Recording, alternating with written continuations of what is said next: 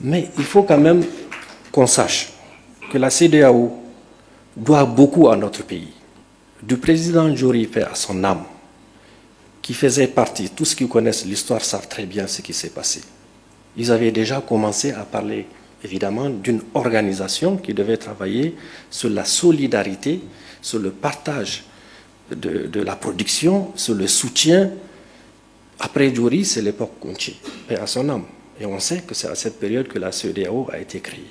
Et on connaît le rôle qu'a joué le président Kounché et tous les présidents qui sont venus après. Le président Ali Seibou, paix à son âme, avait joué un très grand rôle sur la reconstitution du stock de sécurité, d'abord chez nous, mais également dans la zone communautaire. Il ne faut pas oublier cela. Mohamed Ousmane, qui a dirigé la CEDEAO, le Parlement de la CEDEAO, le président Barré, paix à son âme, qui a contribué à rapprocher au travers des relations bilatérales avec le Nigeria, le président Wanké, qui n'a pas eu beaucoup de temps, mais qui a quand même sauvegardé les relations également, puis le président Tandja, paix à son âme, paix à leur âme tous.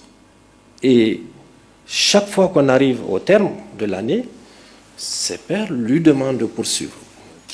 Et on a un exemple. C'est ce qui s'est passé au Togo, la mort du président Eyadema. On a vu certains membres de cette organisation, notamment des chefs d'État, qui ont préconisé à peu près la même chose qu'on a vue, pas avec autant d'acuité. Il faut sanctionner, etc. Et on se souvient parfaitement, le président Tandja, paix à son âme, qui dirigeait la présidence, qui était à la présidence de la CEDEAO, s'est opposé littéralement à quelques mesures de sanctions appliquées au Togo. Et tout le monde sait comment ça s'est passé.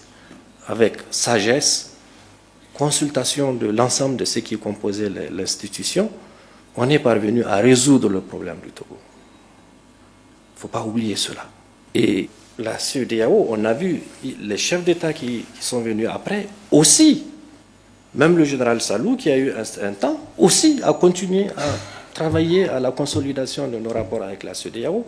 Le président Issoufou et le président déchu, M. Bazoum, tout le monde, tous les présidents nigériens ont contribué fortement à la vie de cette institution. La CEDEAO, dont l'objectif est la solidarité, dont la mission est la culture de la paix, dont la mission est le principe de redistribution sur le plan économique. Elle a abandonné ses missions, elle s'est mise à parler de guerre, attaquer notre pays. Elle a oublié l'économie, elle parle politique. Elle a oublié la solidarité, elle ferme les frontières. C'est inacceptable. Nous avons tout fait pour que la CEDEAO comprenne que le Niger est un acteur majeur du respect de ce que la CEDEAO peut fournir. Rassurez-vous, nous en avons fait les études d'impact avant de prendre la décision sur le plan économique. Et précisément, y compris d'ailleurs pendant la période de sanctions, c'est un peu plus de 1200 milliards d'impact de ces sanctions-là. Donc, tout ce qui nous restait à faire, de guerre lasse, c'est de partir. Nous avons pris la décision de nous retirer parce que nous avons fait le constat évident que la décision qui se prend au sein de la CEDEAO, ce n'est même pas sur le continent. Ça, tout le monde le sait.